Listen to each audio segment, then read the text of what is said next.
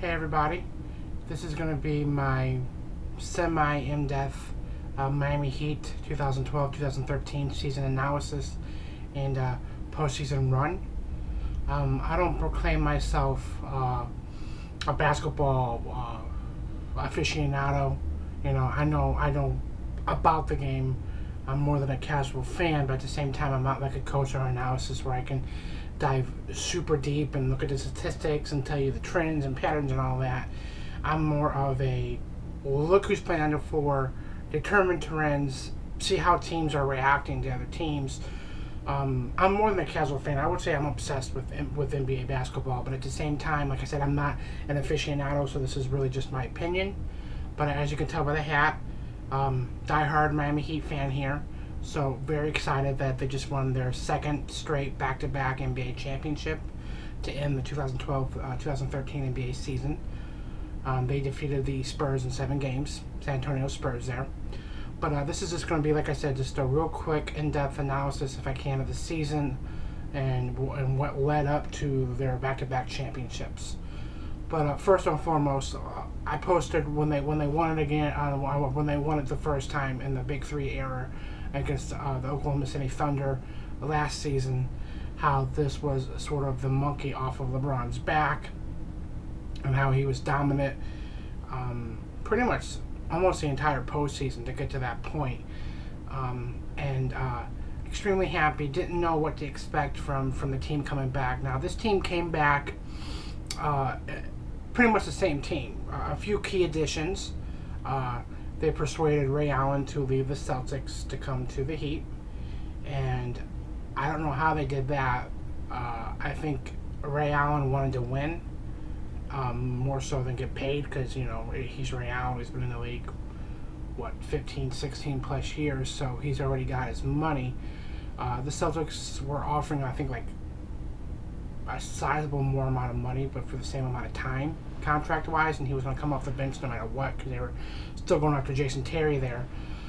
But he decided to take a pay decrease for the same role on the Heat team coming off the bench, but to contend for a title, I think, because he realized that the Celtics window had already closed. And they lost in the first round against the Knicks, so that window's been closed.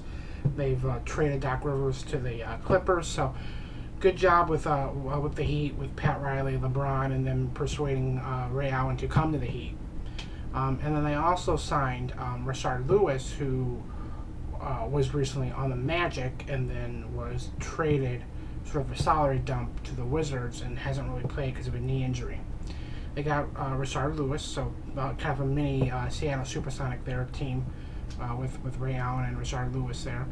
And Ray Allen just fit right in amazingly. I remember, like, first couple games into the season, he hit a game winner 3 against the Nuggets. He just seemed like he fit seamlessly in. And after they won everything, just past couple of days ago, he made it a point to say, he came here, and he was only here for like 2 weeks, but when he came here, and he was here for 2 weeks, but he felt like he was with the squad for 2 years because they just welcomed him with open arms, and they're a family, and I think that's what made him thrive. So he was contributing the little minutes with Rashard Lewis, because he was going to come off the bench. He was going to be behind like LeBron James and all that. He wasn't going to get that much time, but he came in, he contributed. He had a nice run there in the regular season. And, the regular season, not much to say there. I mean, 66 games that they won, Miami Heat regular season record. Arguably probably the best Miami Heat probably the best Miami Heat team in our franchise history. The epic 27-game win streak, second longest streak, not only in the NBA, but in North American sports history. The only thing that precedes it is the LA Lakers in the 70s when going on 33 straight, but no team's going to win 33 straight, not in professional sports.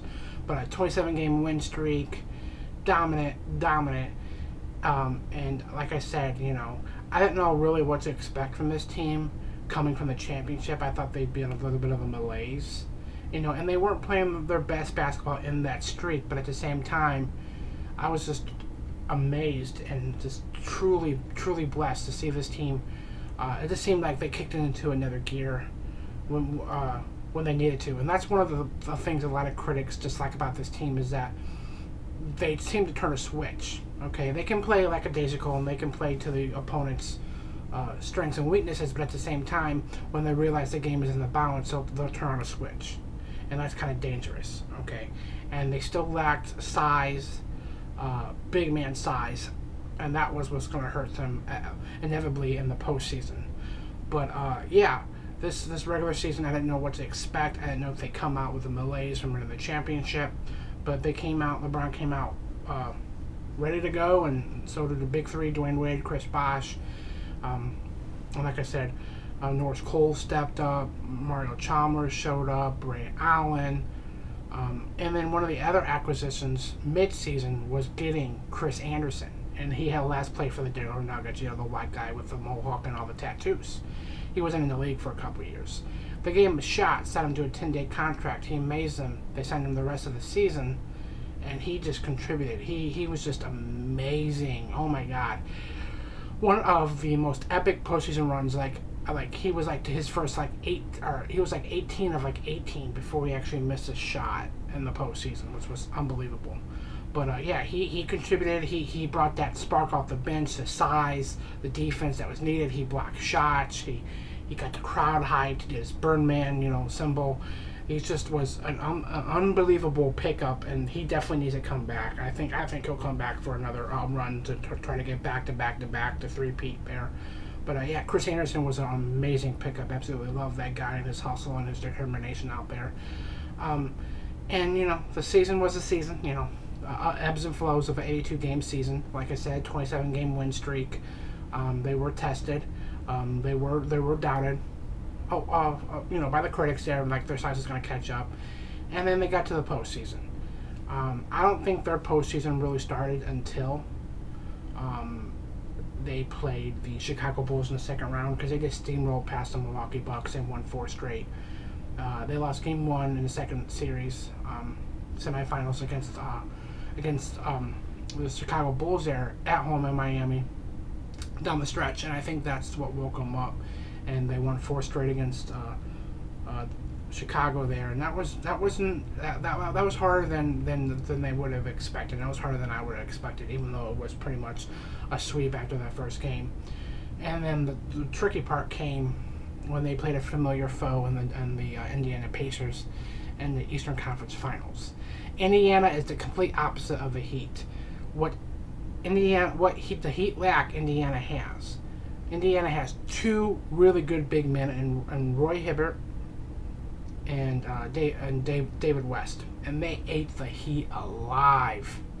Man. They're scoring at will.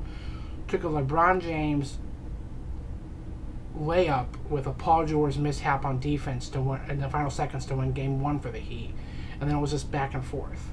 And that Game 7 in the Eastern Conference Finals was so nerve-wracking, because one team would play really well, and then the next game the other team would play really well, and there was just no rhythm to that series.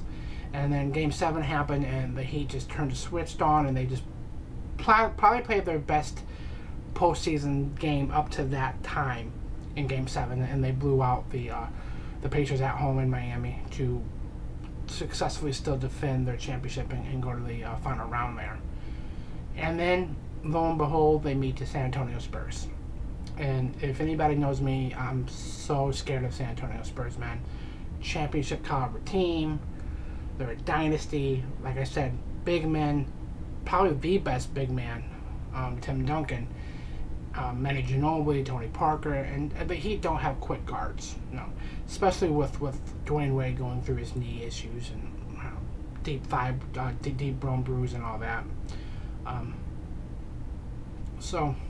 And that series was more ebb and flow than Indiana series. Man, Tony Parker shot in Game 1 to win that game, pretty much, and then they just rotated wins. Spurs Heat. The first team to consecutive wins was going to win that series, and there was no pattern that they were close, because it was close in the first half of every game, and then inevitably after Game 1, one team blew out the other in the second half. because they're so evenly matched that it was just clearly the best two teams in the league, that no team could, you know, form a pattern and get off consecutive wins until the Heat could. But I'm going to say this. Game 6 of the NBA Finals was absolutely amazing. Going from high to low to high to low. I mean, I thought the Heat had that in the bag, and then the Spurs just run back. Okay, Tony Parker hits a 3, then a 2. I mean, Spurs are up by 5 in Miami in Game 6 with like 21 seconds left, 28 seconds left. The NBA is getting the ropes around the court. They're putting the security out for the trophy celebration because the Spurs were going to win in Miami, and they were going to win their 4th championship. Or their 5th I don't know. They're going to win another championship. Nope. People even left the arena, but the Heat weren't done. LeBron James hits a clutch 3. They're down by 2. They fouled Kawhi Leonard, who was a baller in that series. He choked, hit 1 of 2 free throws. Still a 3-point game, 1 possession game. LeBron James then comes down, misses a 3, but who gets the offensive rebound? Chris Bosh. And then as soon as Chris Bosh gets the rebound, you see Ray Allen, who's on the baseline, step back like 3 feet because he's not even thinking. Like, he went to the 3-point line. He got the ball. He shot the ball on Tony Parker. And nothing but net. I mean, that wasn't a lucky shot. He practices that. Nothing but, didn't bounce, nothing but net. And I was screaming, it's a tie game. They're down by 5 in Game 6 in an elimination game. And they win that game. They go into overtime and they end up winning by 3. It was just probably the most unbelievable finals game I've personally have witnessed. And then Game 7 happened, and each team, you know, played back and forth, and then the Heat sort of pulled away, got the stops in the fourth quarter there to seal the winning back-to-back championships. And I'm on a high right now. I'm still on a high. I just ordered a T-shirt, the Blu-ray of it. You know, I just saw this celebration yesterday on NBA TV, all 4 hours, the Heat parade. I'm on a high right now. This is absolutely amazing, you know. And LeBron James, I think, has solidified his legacy. He's not done yet. He's got probably 10 to 12 more years in him, and he's just a light years ahead of everybody right now. And I really do not see a team contending with the Heat if the Heat continue to play this well and keep the big three together for at least 5 seasons. This is going to be the Heat's league. It already is the Heat's league. And this is just amazing. Now, they do need to get younger. They need to get bigger. But at the same time, I can't bet against the Heat. It'd be stupid to bet against the Heat. But they are clearly the top of the top right now. And I don't see anybody stopping them in a 7-game series. Not in the postseason. Not with legacies on the line. And Chris Bosh, you know, as weird as it sounds, he is their integral part. You know, if he plays well, that they play well. If he plays bad, they generally play bad.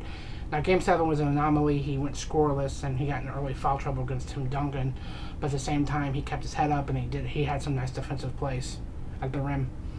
And then, what can I say about Dwayne Wade? People say Dwayne Wade has taken a step backwards. I don't think so. Of course, AD's going to catch up. He's like 31. But he's had knee issues this entire season.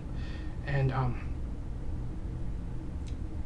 nobody's 100%, not in the finals. And he still came out and he had his knee drained before Game 7 and came out and scored 20-plus points and helped the Heat win. So I'm not too worried about Dwayne. He's going to get that much needed rest and you know, do some therapy on his knees and be ready for the next season there. But I just wanted to post this because I'm just so proud of the Heat and what they've accomplished. I love the Heat. Saw all 105 games this season, but League Pass on DirecTV. I literally did not miss a bounce of the ball of Miami Heat this regular season. I just love this team. I'm super proud of them and what they've accomplished. And only 5 teams in the league have won back-to-back. And the Spurs haven't won back-to-back. As hard as it is to win more than one championship, it's even harder to repeat. And the Heat are one of 5 teams to repeat. So, congratulations to the Heat. I know this is long-winded, but I just wanted to just post this because I love the Miami Heat. I love LeBron James. I love Dwayne Wade. I love Chris Bosh. and I hope they do get younger and bigger. You know, this offseason, I hope Pat Riley, Samuel Dallenberg, or something like that, or gives Greg Oden a shot there. Yeah. Again, Miami Heat 2012-2013 NBA champions when it looked like all was bleak, especially in Game 6. That was a super thrilling final series. Oh my God! Everybody at work was rooting against the Heat because they know how obsessed I am, and they had to give daps on the Heat one because that was just an unbelievable series. And like I said, the Heat are amazing. LeBron's amazing, and just congratulations to them. I hope they can do a three-peat next year. Fingers crossed, but congratulations, Miami Heat, 2012-2013 NBA champions, and thank you if you watched all this. I appreciate it. But bye, guys. Miami Heat champions, baby. Woo!